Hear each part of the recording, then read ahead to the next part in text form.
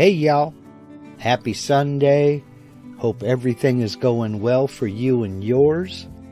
This is the portion of the show where we let YouTube send out the notifications via social media, let folks know that the broadcast is getting ready to start.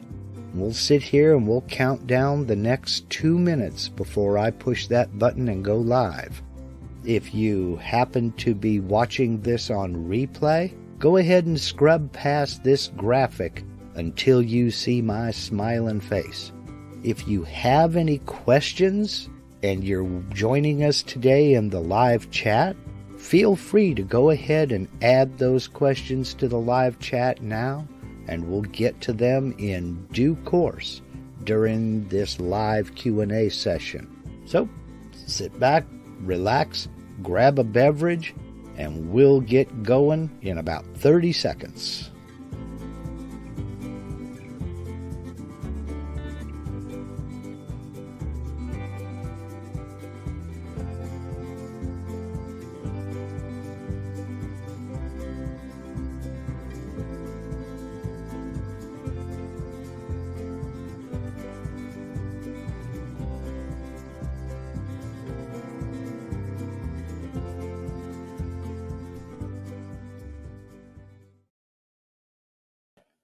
Hey y'all, happy Sunday. As I said in the intro, hope everybody is doing well. Hope you and yours are all okay. And hope everything is going your way. It's another hot, sunny, smoky day here in Southern Oregon. We're getting all the smoke from the California fires and the fires in Eastern Oregon. But we're supposed to be getting some relief. It's been about 2 weeks. Our air quality index has been really, really rotten.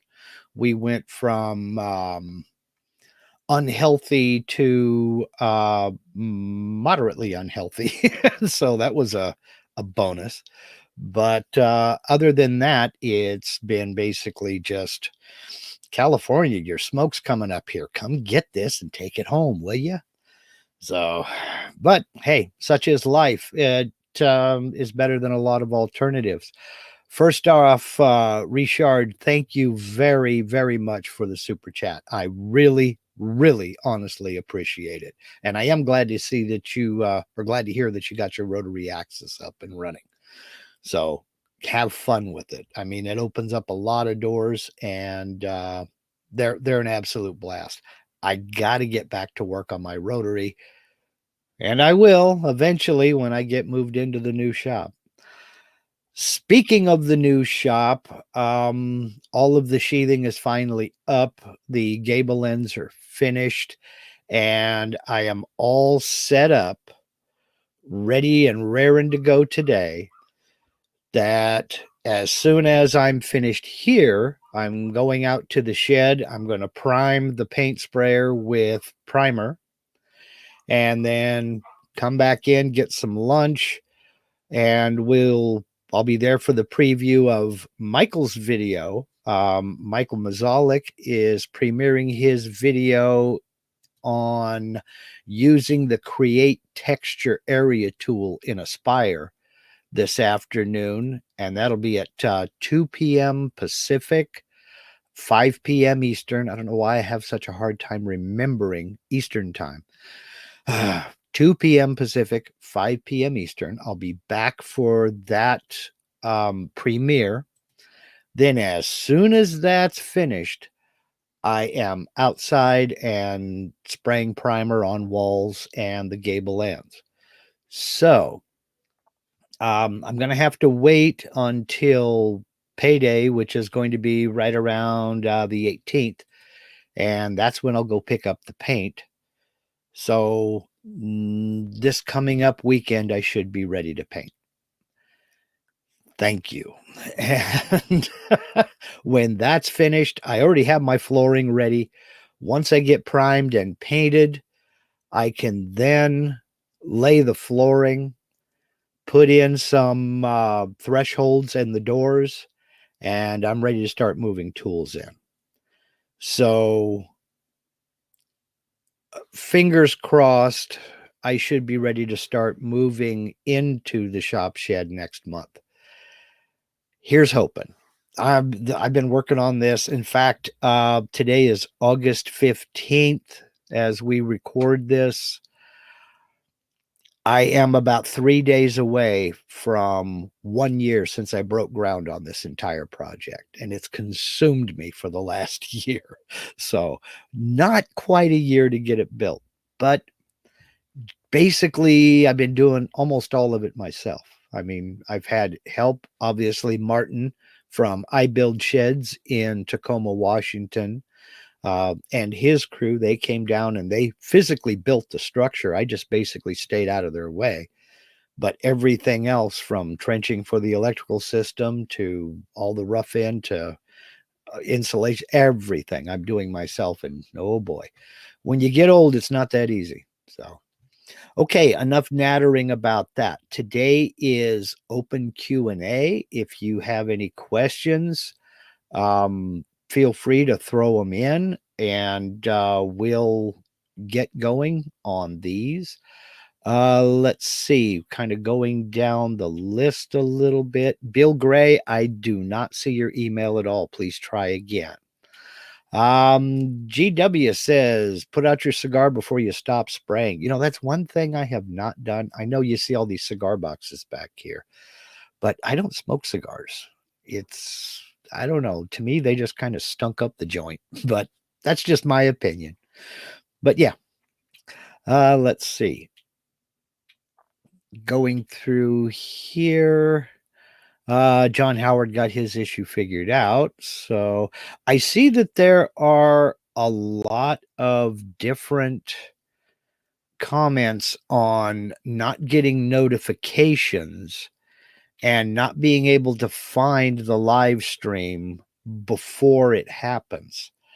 Something that you have to make sure about, clicking the bell one time turns on whatever notifications you have turned on for YouTube. You have to click that bell a second time, then a menu pops up, and set that for all notifications.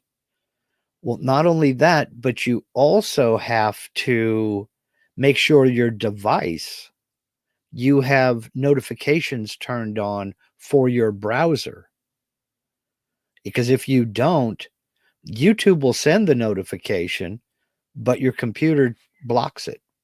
So, or your phone or your tablet or whatever device you're using.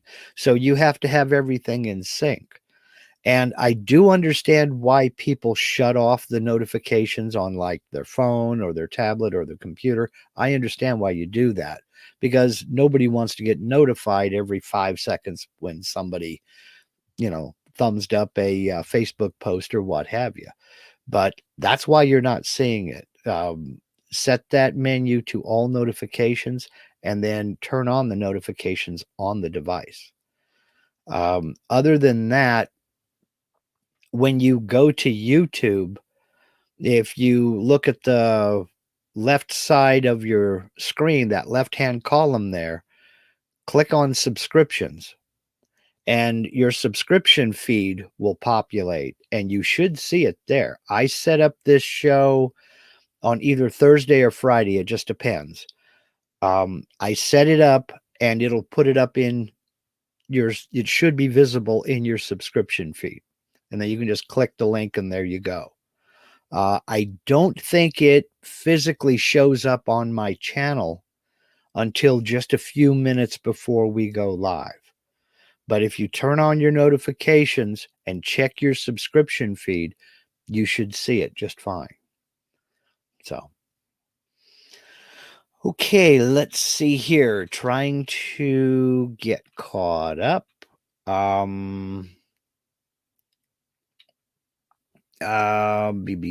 B. Okay, John Howard says, not having any luck today. Tried to make the 3D dish today, and the top was off center for some reason. Can please email you later with pics. I don't think I need an email. If you're talking about the two-sided dish, the thing to remember is you want to you want to make absolutely certain that both sides of that dish are centered on the project. That's why when I'm doing the layout, etc., I put my X0, Y0 in the center and I get one side complete. Then I'll change over to the back side or the bottom of the project and I center it on that same X0, Y0.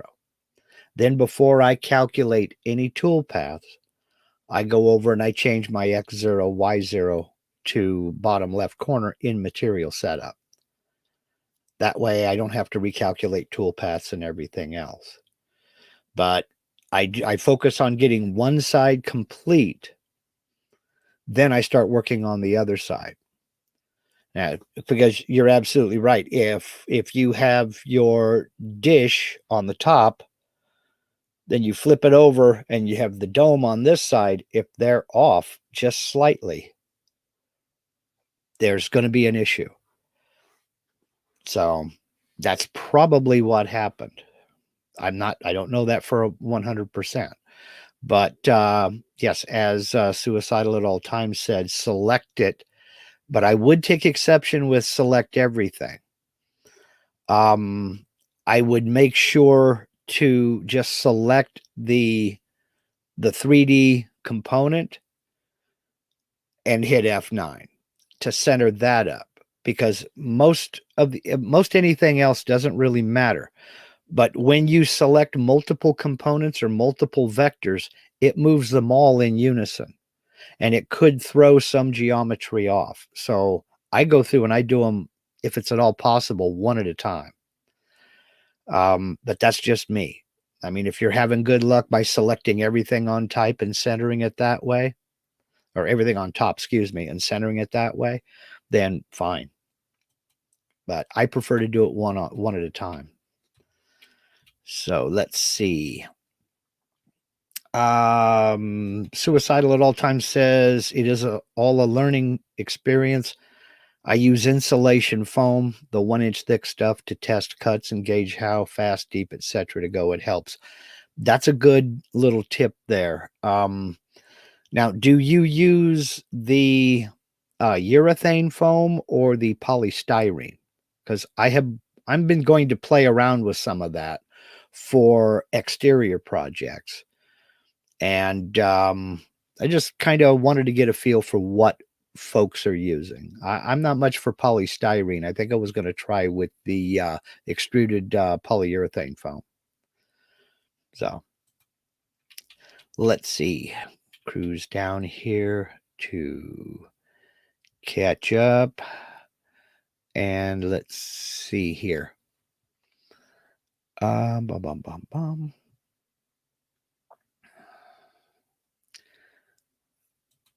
Let's see. Are you using setup pins, John? There are videos to set up alignment pins for dual-sided work.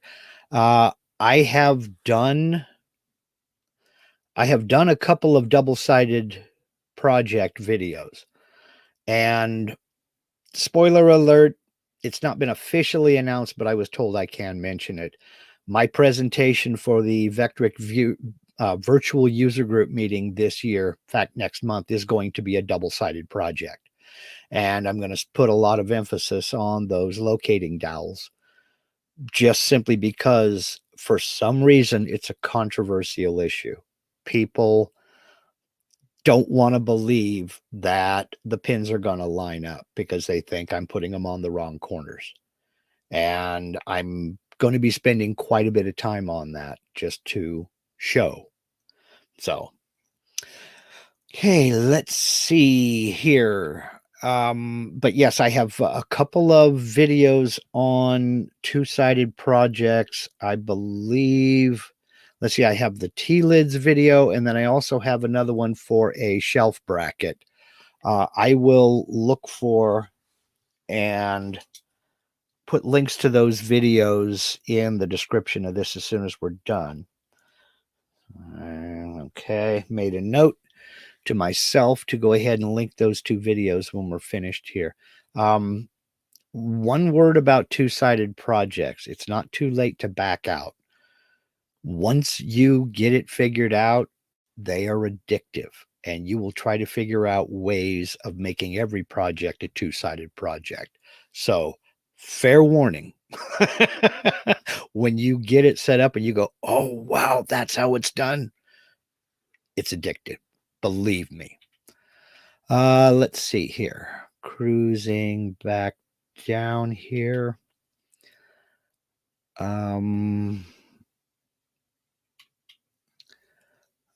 Trying to find the questions here. Okay, IL wants to know, what is the smallest thing I've machined? The smallest physical piece I've machined, I don't have it here anymore, was a lid for a box, which was about 2.5 inches square, I guess. I have used smaller bits. I think the smallest bit I have used was 11 thousandths of an inch. And that's a tiny, tiny bit. And basically, you're looking at feed rates, single-digit feed rates on something that small. And I only used it one time. And I don't even remember what I used it on.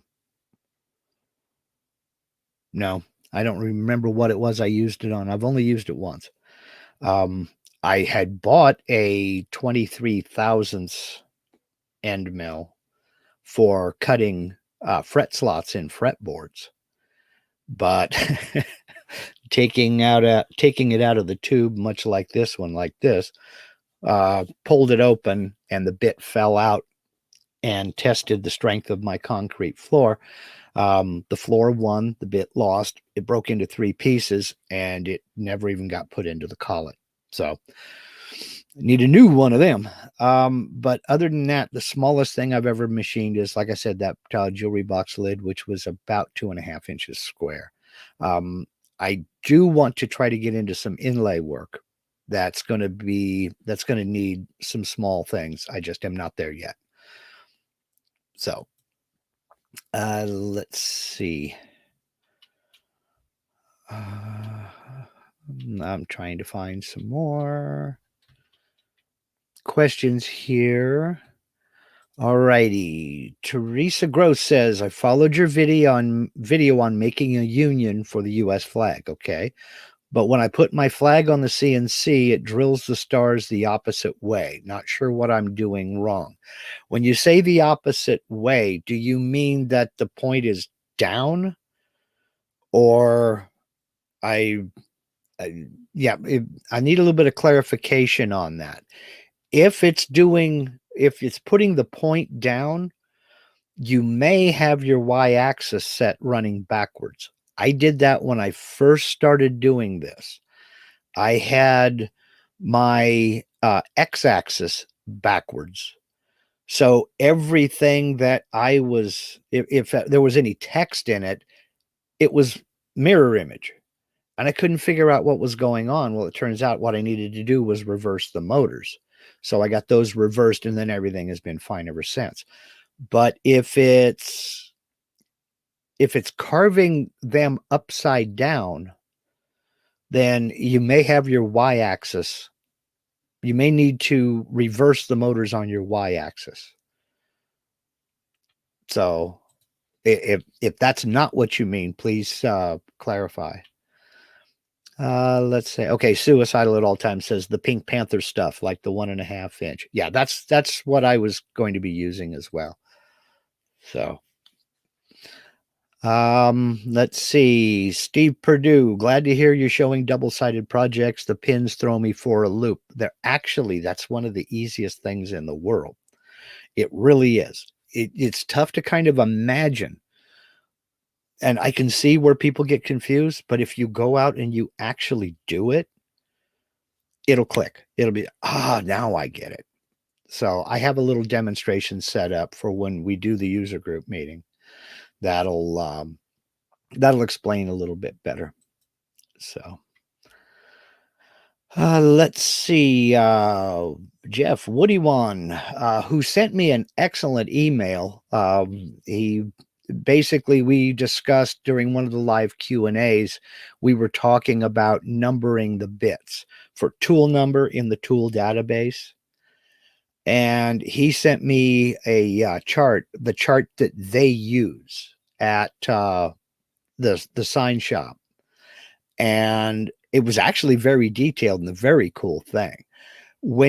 But this wasn't for an automatic tool changer. What this was for is the rack with all of their bits in it. They put a number on that rack and each bit goes in there. Then they have a little chart explaining what each number is.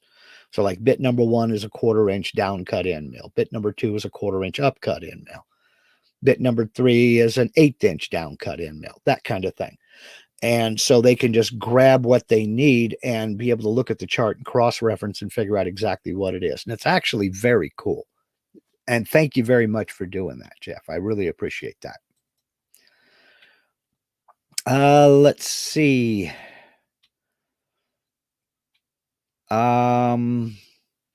Every project becomes twice as long when two-sided. Yes, but also twice as cool. Rob Schuster, a gentleman who knows exactly what he's talking about here. Two-sided can be addictive. I once spent hours figuring out how to do a two-sided 3D wavy flag, and the waves matched up front to back. Isn't that the coolest feeling in the world, knowing you got it right? I mean, no, it just, oh man, cool. And Rob Schuster, he knows what he's talking about. Now, Rob doesn't get as much attention or as much credit as he deserves. This guy is brilliant. Rob makes drums, and he wanted to be able to carve on the outside of his drum rings, but he also wanted to be able to carve on the inside of those drum rings. So he built a machine which he can take one side down, slip the drum ring over the gantry, and be able to engrave and carve on the inside. It's cooler than heck. Look for Rob Schuster's YouTube channel. He has a video up on it about carving the inside of these drum rings. Very cool. Very cool. The guy's a genius, I'm telling you. Okay, let's see. Okay, Teresa says not lining up and down sideways. Turn to the right sideways slightly. What I would suggest you do then, so they are facing the correct direction. They're just not lining up. Okay. I would suggest taking all of the 6-star rows, selecting all of those rows, and making sure everything is centered. Go into alignment and center them. Then go back and do all the 5-star rows the same way.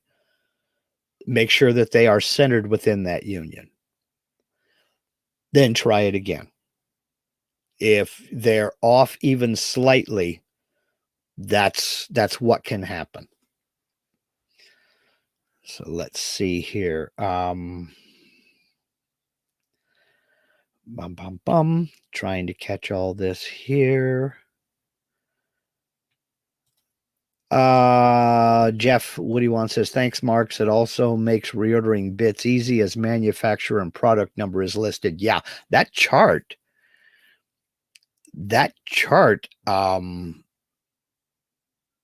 really was cool. Really was cool as heck. So, suicidal at all times. Carving the inside with a non-rotary. It is a form of rotary. It spins that drum shell, and it just moves back in X and Y. You have to go check it out. I'm telling you, it's cool as heck.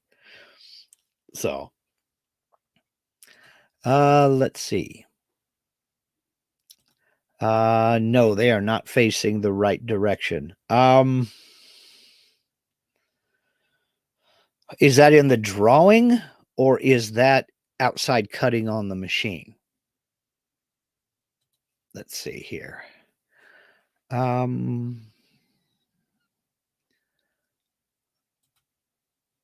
Brooks Martin says, tomorrow I'll mill an epoxy inlay. Any tips? Not really. I don't know what type of epoxy you're going to be using, but I use personally a torch to pop the air bubbles. Torch it 3 times, depending upon the working time of your epoxy. Torch it once, and it'll look like it's all nice and clear. Come back in about 5 minutes and torch it again. Then do about another 5 to 10 minutes, torch it a 3rd time. Other than that, also remember that epoxy is usually translucent. So, for instance, when I did this one here, all of this in the background, I painted that black before I poured the epoxy. So you will still be able to see a little bit through the epoxy, no matter what tint you use. So if you can, try to paint the background before you pour the epoxies. So milling wise, there's not really much. Most epoxy is unless it's made for large, thicker castings, most of it works best with depths of about 1/8 of an inch. So when I do epoxy inlays, it's I set my cut depth. I set a flat depth of 0.1 inches, which, let me do a real quick here. 0.1 inch in millimeters. For those of you overseas, that's about 2.5 millimeters. That's my flat depth. If it has to be deeper than that, then it has to be deeper than that. But generally speaking, like this one here, that's 0.1 inches, and that's all. Oh, you're going to be epoxying a 3D model. Okay, that's a little bit different. Well, good luck. And let me know how it comes out. Let me know how it comes out. So let's see.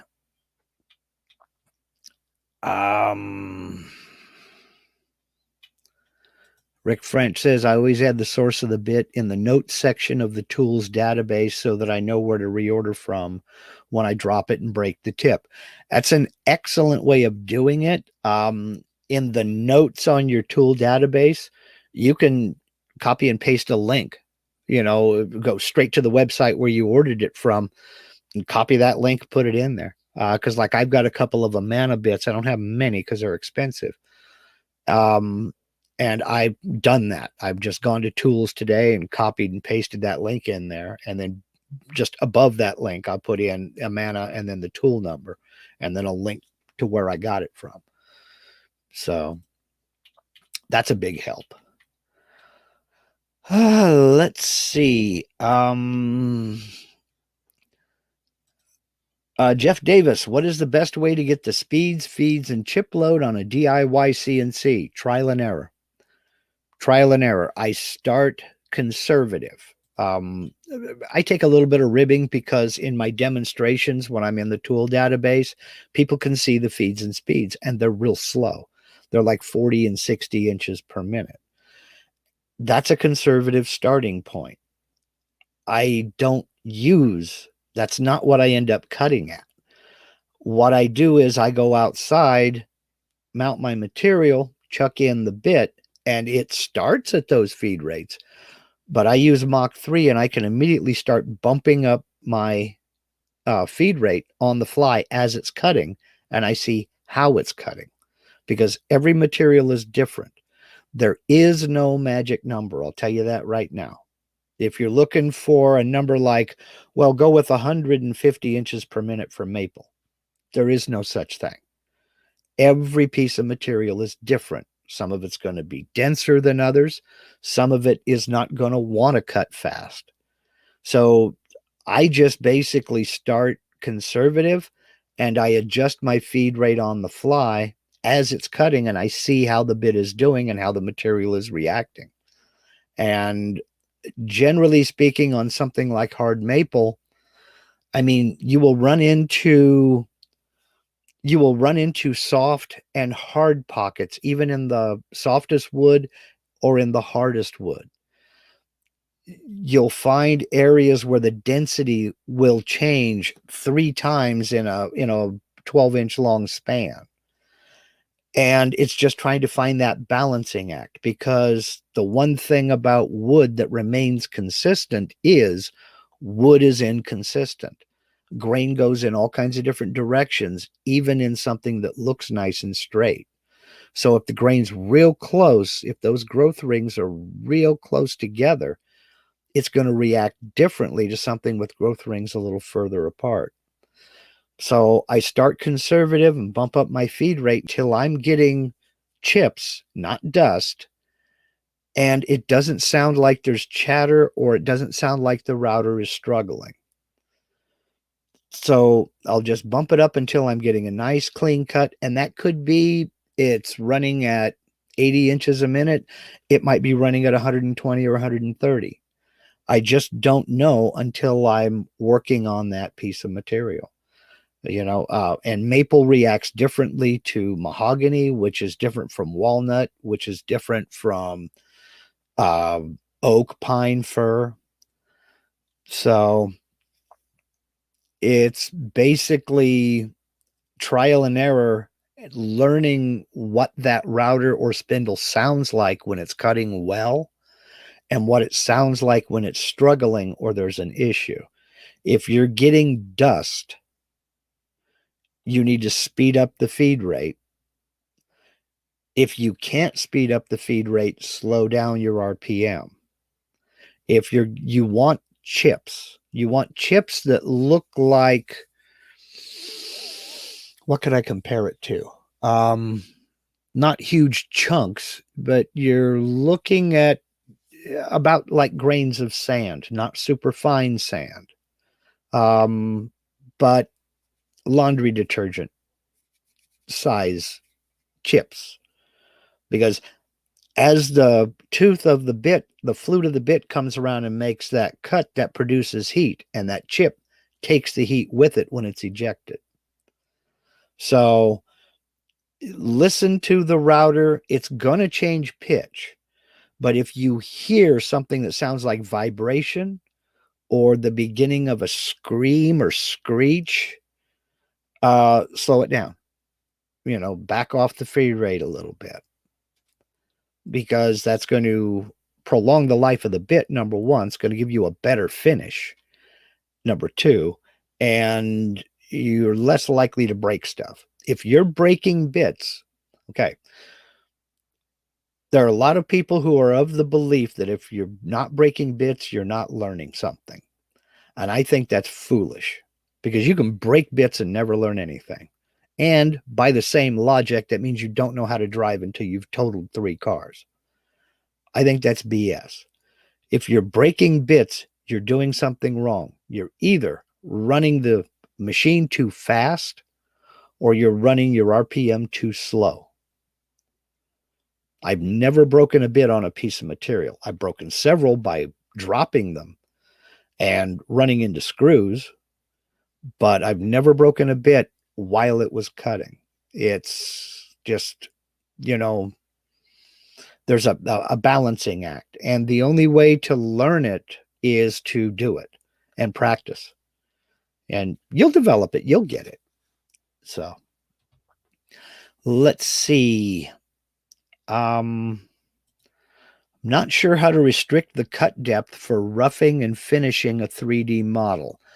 There really isn't a way to restrict the cut depth on 3D finishing. When you do your 3D roughing, let me bring up Aspire here. And we also have to remember that this is a new version. Let me now come back over here and we will screen share. Do that, and that. There's too many steps to doing this. Okay. When we're in the 3D finishing toolpath, and remember, Aspire 11, this is, if you don't have Aspire 11, this may be different for you, okay? I've got my, this is the finishing. I wanted roughing. I've got my 1/4-inch end mill selected here. Now, what this, I'll hit edit and I'll come in here and we're going to look at the pass depth. My pass depth that I have set up for this 1/4-inch end mill is 0.1. Okay. That's conservative. It's a little less than the cutting diameter of the bit. That means it's going to cut 0.1 inches per pass. Okay.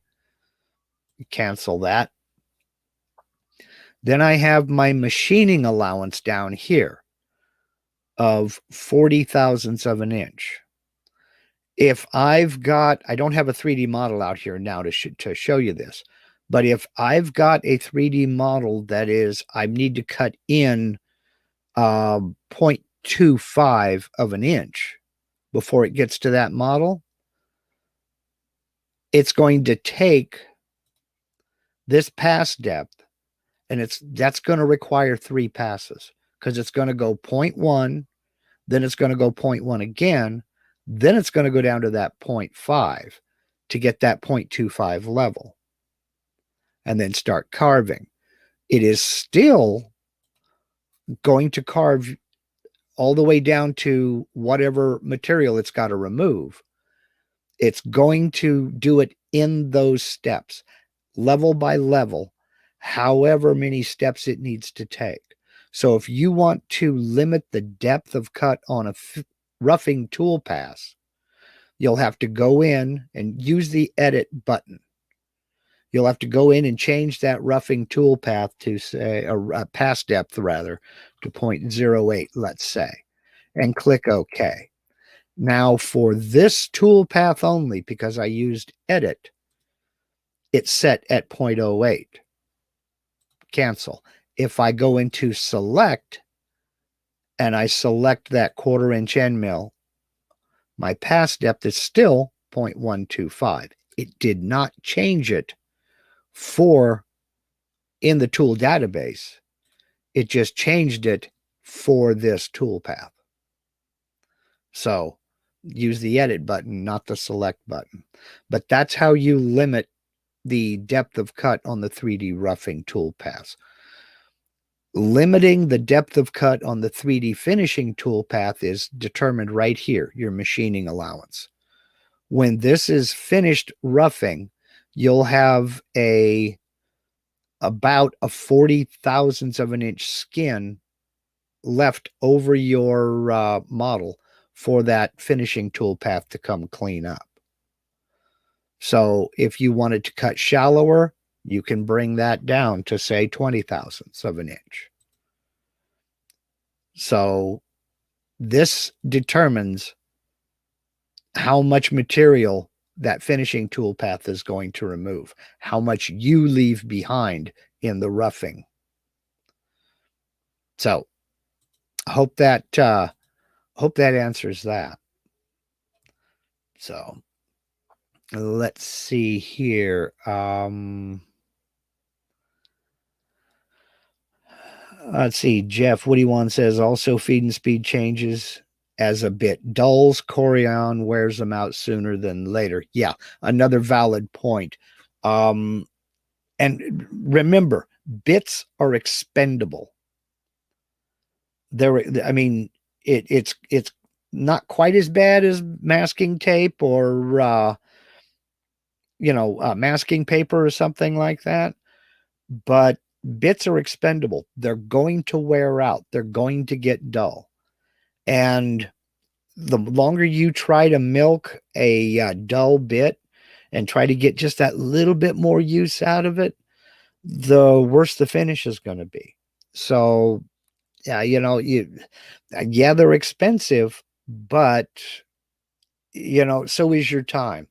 If you want to spend, if you don't mind spending a lot of money or a lot of time sanding, then, use heck out of it. Personally, when I start having to spend a lot more time sanding than I used to on the similar type of project, it's time to replace bits. They're expendable, or excuse me, they're a consumable, not expendable. Um, let's see. Marvin Mays with a woodworking question. What's a good solvent to use on bloodwood glue up? Bloodwood is oily.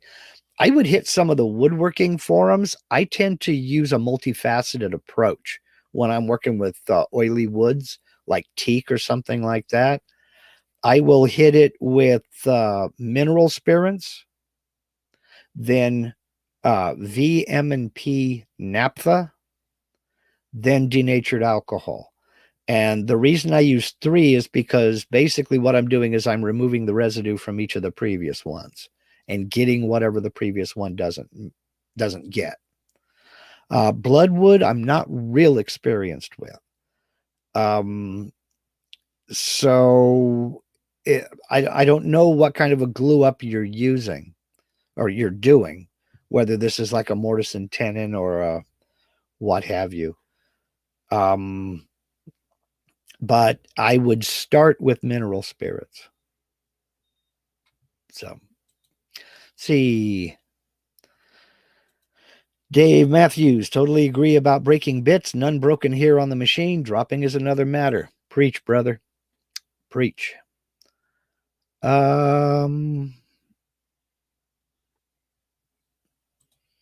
See, Russell Faraday, I can't do a full depth cut. Two-sided part is twice the depth of available cutters.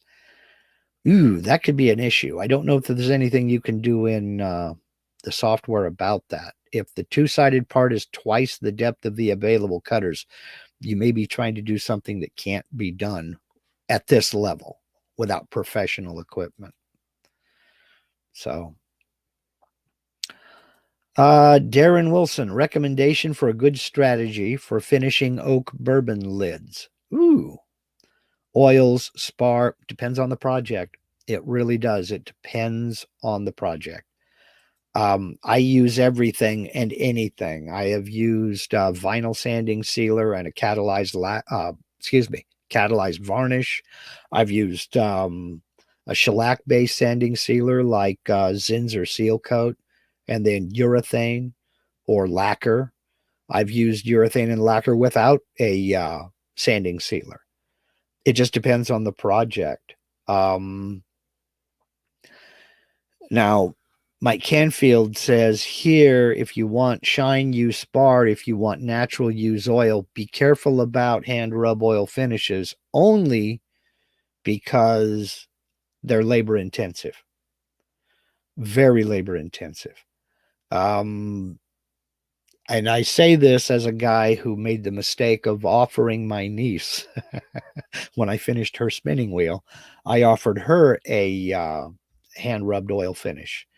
And that was, see, from start to finish, it was 13 straight hours of applying, buffing and polishing, and with only bathroom breaks and timeout for meals. It can be pretty labor intensive. And I use True Oil rifle stock finish. It's one of my favorite for a hand rubbed oil finish. I love True Oil. And I go with a minimum of 3 coats. I prefer 5, but some projects you can't go that far. If you're talking about for like a bourbon lid, and I know what you're talking about. Excuse me, my nose itches like crazy, and I can't figure out why. For bourbon lids, predominantly made out of white oak, I think all of the above would be good. I can see where an oil finish would be nice. I could see where a spar urethane would be nice. Lacquer would be nice. Depending upon what it is, a French polish with shellac would be nice. It just depends on the project and what you're trying to do. If it's going outdoors,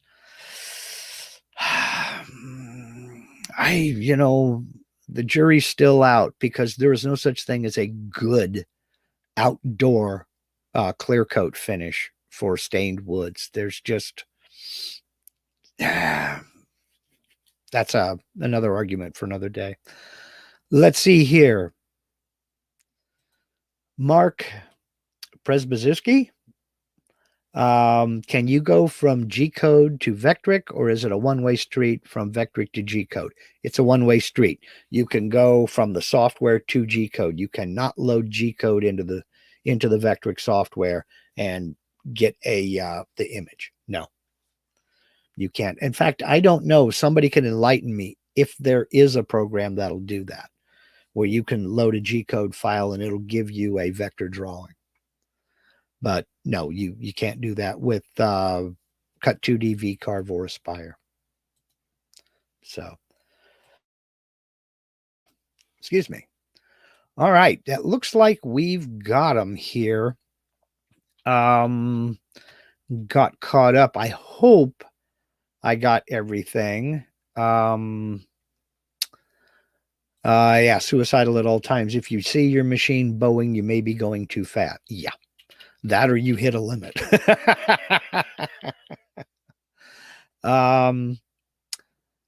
Okay. Rob Schuster says, I think CamBam will import G code. Demo version should be able to do it. It's worth looking into. I mean, the worst that can happen is it won't do it. So, okay. And suicidal at all times says, no program, no way. Believe me, I have looked. Okay. So we have differing opinions.